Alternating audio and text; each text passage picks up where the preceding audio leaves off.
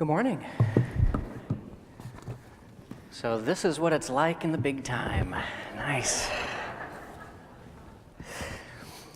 So it's interesting, as I was sitting over there and I'm thinking about doing a talk today on cultivating unity, and more specifically cultivating your calling and what it is that you're really drawn to do. And I'm listening to Mary Ann give that great introduction for me, and I'm thinking, apparently I think my calling is to do everything.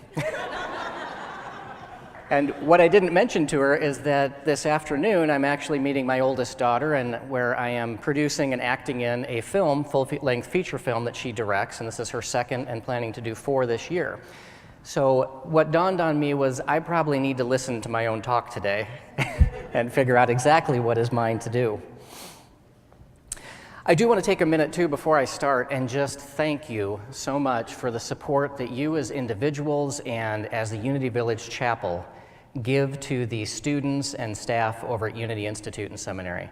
And I don't know if you're even aware of the many ways that you give to us, but there's tithing that takes place, there are scholarships that students receive, there are people who volunteer in the library and archives or who just come over and discover some new things in there that haven't been brought out for a while.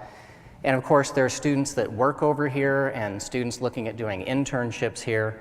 And a lot of you have taken SEE classes. How many have taken a spiritual education and enrichment class? Okay, quite a few of you. And if you haven't and you're not familiar with those and you're wanting to know more about Unity, that's a great way to do it. And we even have, as our way of saying thank you, one that is free online if you go to unityinstitute.org. And it's our way of saying thank you for all that you do to support us. And you can register online and take that class and find out more and see if there's something else that might be your calling here in Unity. A couple of things that we need to consider before we even look at this, I think, are 3 things really. First of all, what do we mean when we talk about a calling? What's our definition for that? And then, of course, what are some of the Unity tools that we have to help us figure out what our particular calling is? And then I think the third thing is, what are the steps that we take? How do we figure out what we do next? Now, the question of what was my calling as far as coming into Unity and New Thought was really a very interesting story. And when I say it's an interesting story, what I mean is it's interesting to me, and I've got the microphone, and you're not leaving for the next 20 minutes. So, but I originally started in religious science, which is very similar to Unity. Founded by Ernest Holmes, they're now known as the Centers for Spiritual Living. And they believe in a lot of the same principles that we do here in Unity, that there is one presence and one power, and that power is good, and that we go within to seek that power, and that the answers that we seek are here, and we connect with that out there in the universe. And we are the co-creators, of course, in Unity with that good. And it's always been interesting to me that we talk about oneness, that we're all one. But of course, then we say we're one with God or universe or spirit or whatever it is. And as soon as we say that, we take something that's oneness, but if we're a co-creator and we're one with something, we've just created separateness. And so it's that paradox for me, trying to understand that. And so I'm going to give you a little secret on how to figure this conundrum out. And if you take nothing else from the talk today, this is what I want you to remember. To understand how we have the oneness and yet that seeming separateness, ask Reverend Erin when she gets back. She's watching too. So as I was looking at going into religious science and New Thought and studying that, I had been attending a lot of classes for what they call Practitioner Training. So that's sort of like our SEE classes where you can become a licensed Unity teacher. Well, they have practitioners, and it's about 1.5 years of studies, and it's a prerequisite to becoming a religious science minister, just as we have the 12 basic SEE classes to become a Unity minister. So I was speaking to a minister friend who is in Santa Fe, and I said, you know, I really think that this ministerial path is for me. This is something I would like to do. And he said to me, well, that's fabulous. He said, and when did you first have the calling? I sort of paused for a minute, and I thought, well, here's why I'm interested in doing it, and here's why I think I'd be good. And a little bit later in the conversation, he again says, so when did you first have the call?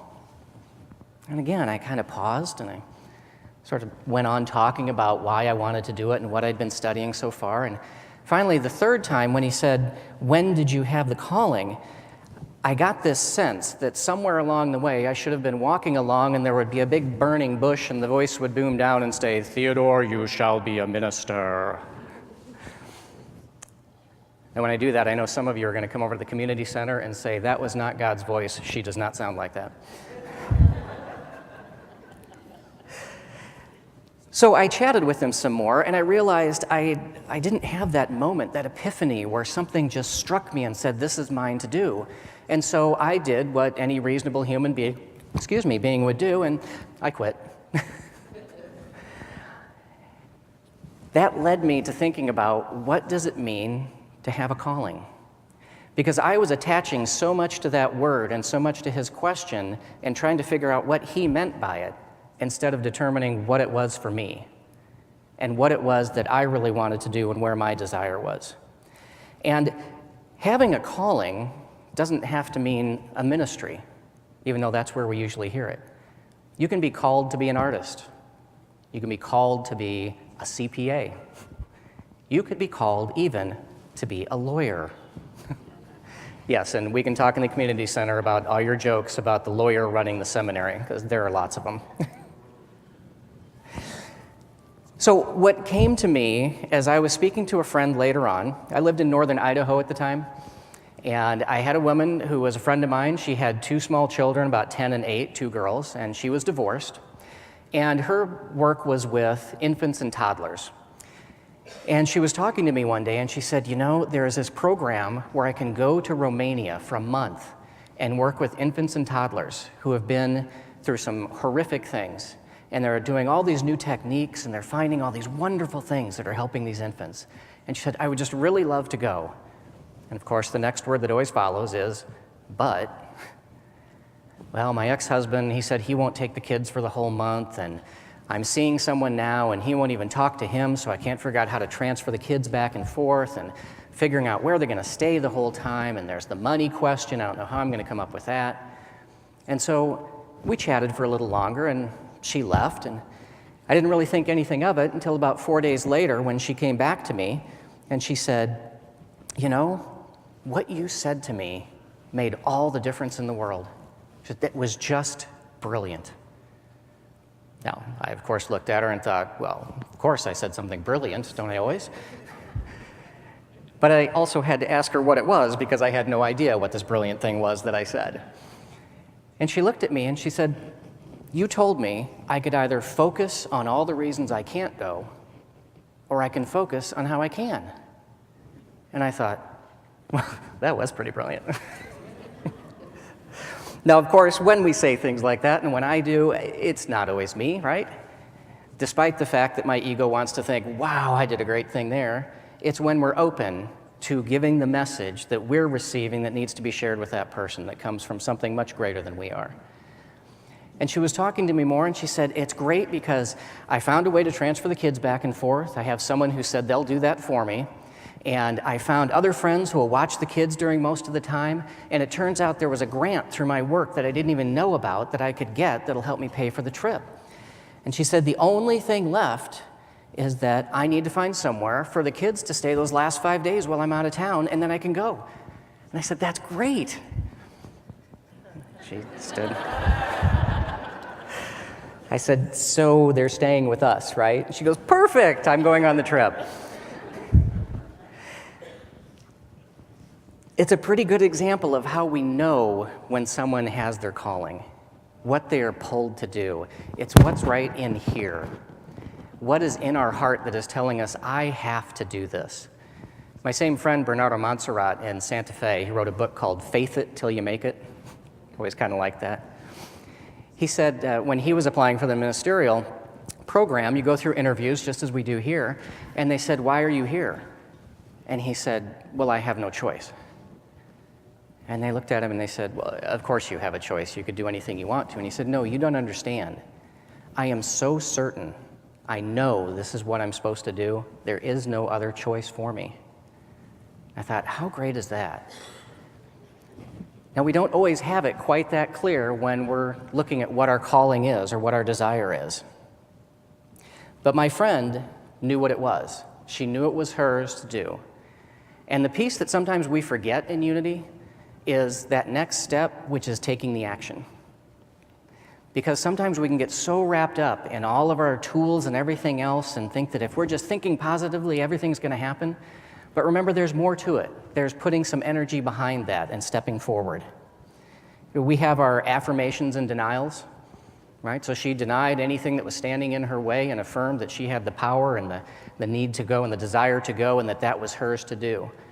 And in 4 days, she created that and made it happen. Now, does it really happen that fast? No. She had been working with infants and toddlers for years, and this is something she built up to. And this trip came along, and it's because she had been doing all the things she needed to do prior to that, so when the opportunity appeared, she was there to step into it.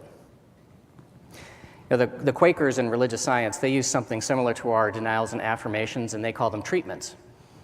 Same type of idea, same type of beliefs, but what I love is their expression, treat, then move your feet.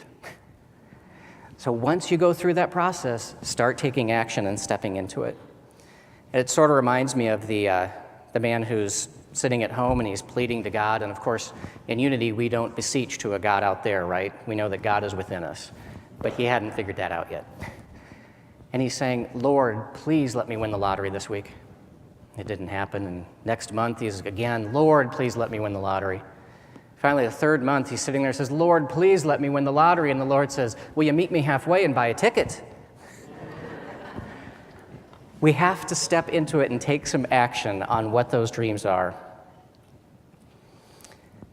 So what are some of the Unity tools that we use? How do we make this work for us? Well, one, of course, is recognizing that the power is within us. And the second is recognizing that divine connection that we have. Right? In Unity, we know that is always there. We are never disconnected from Spirit. There are times where we may turn away from it, or we may not see it, or we may block it out of our vision, but it's always there. And then, of course, we apply the principles. And again, if you want to know more on those, look at the classes that are offered here at the chapel.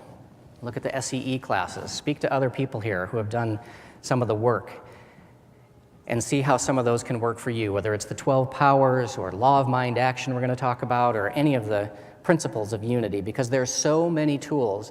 Because remember, what this is practical Christianity, right? Our founders believed this was some way to take Christianity and put it into your everyday life and make the principles work for you. So one of the ways we do that is by going within. And Paulette does this amazing silent retreat. And if you have never worked with Paulette or been on one of her retreats and you've ever thought about it, just do it. It is amazing. And you had a sample of that up here, and I know Paulette's been here before, but that is one of the strongest things that we have in Unity, and it's one of the things that our founders, Charles and Myrtle Fillmore, stressed, was taking that time to shut out the rest of the world, turn off that monkey chatter that's going on in our mind, and just be fully present in the silence. Because it's in the silence where we can hear that small, still voice that speaks to us and starts telling us what it is and gets our focus in place on what it is that we want to be doing and what's next. Now, of course, there's that conundrum again. If I'm going into the silence, why am I hearing a small, still voice? It should be silent, right? So, Reverend Aaron, you'll need to answer that one too. So the other thing I want you to think about is what in Unity we call the law of mind action, and is in New Thought, which basically says that, thoughts held in mind produce after their kind. Now, I think Eric Butterworth, the Unity minister out of New York who wrote Spiritual Economics and Discover the Power, and he put it very simply. He said, change your mind, change your universe. Change your thoughts, change your universe. Because we believe in Unity that everything we think is what helps to create everything that we see. So it's not always meaning that we are to blame for some terrible thing that happens, because sometimes we can do that, and over at the Institute we call that metaphysical malpractice. But what we can do is adjust our perception of it. And that's what Unity is so good at, is making us see where it is that we're going to find the good and move on through something difficult, or how we're going to be open to our good when it comes to us. So Eric Butterworth said, change your thoughts, change your universe. Ernest Holmes, the founder of religious science, said, to learn how to think is to learn how to live. I love that. Jesus, of course, said, as thou hast believed, so be it done unto thee. You can find these in religions all across the globe. Now, I don't know if any of you have ever read Charles Fillmore, but if Ernest Holmes says to learn how to think is to learn how to live, and Eric Butterworth says change your thoughts, change your universe, I would imagine Charles Fillmore up here saying, by holding a consistent thought with determinacy and constancy in one's mind, with a clear and focused vision, the energy passing to, with, and through spirit will undoubtedly manifest itself in the reality of that individual. Yes, we have a few people that have read Charles. He was a little heady, he was a little wordy, and I think a lot of our students are thrilled that he had Myrtle around to translate a lot for him. And it's interesting because a lot of people talk about Charles as being the father of unity, but what you find as you're studying in the Institute is really Myrtle was probably the mother of unity. The two of them together balanced each other so well. And talk about two people who found their calling and knew what was theirs to do in this world. Just amazing. So I'm thinking of the expression that so many people use, and they say, you know what, I'll believe it when I see it. Heard people say that? Of course, in Unity, we say, no, you'll see it when you believe it.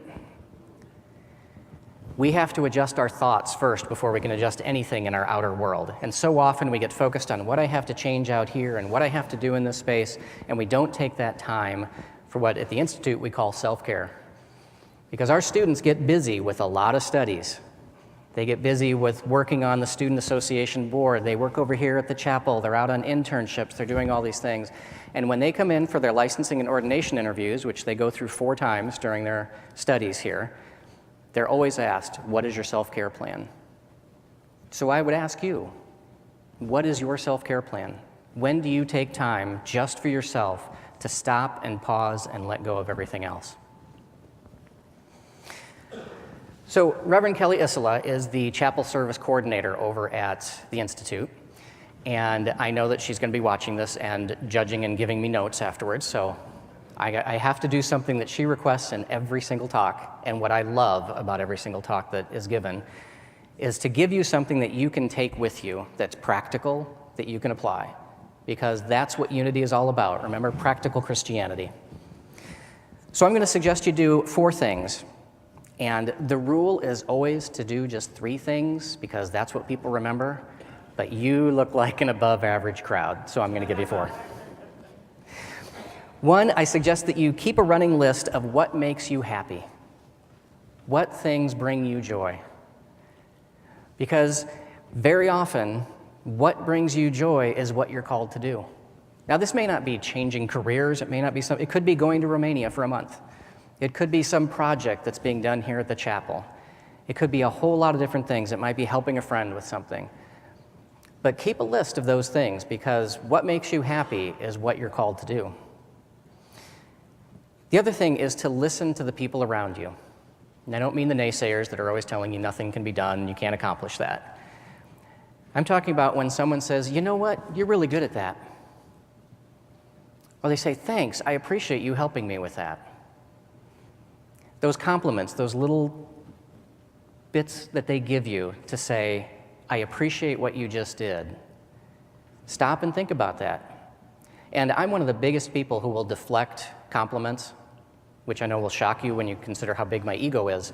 But I will have people come up to me and they'll say, oh, that was a fabulous dinner that you put on over there. And I'll say, well, you know what, I have a great team. I got a fabulous chef, we have good people working. And quite often they'll stop me and they'll say, you know what? You can just say thank you. And I have to remind myself to do that sometimes because I'm not the one in there every time doing the dishes and making the food and all that, but I do play a part in it. And you play a part in so many different areas of life that you probably don't even realize until you stop and really think about it and pay attention to what others are saying. The third one, so keeping a running list, listening to what other people are telling you you're good at, and then taking that time to go into the silence. Just being quiet, being still, and seeing what comes to you, either then or after. And that may be meditating, it may be running, it may be that 20-minute shower that you like to take that just clears your mind and you get your messages there. So whatever that is, and if you're one of those people that falls asleep during meditation, it happens. That doesn't make it bad. You can do it in whatever way you want. The fourth thing is really not about you finding your calling, but it's asking you to take the time to encourage others in the same way I'm talking about you paying attention to people encouraging you. So if someone does something well, let them know that.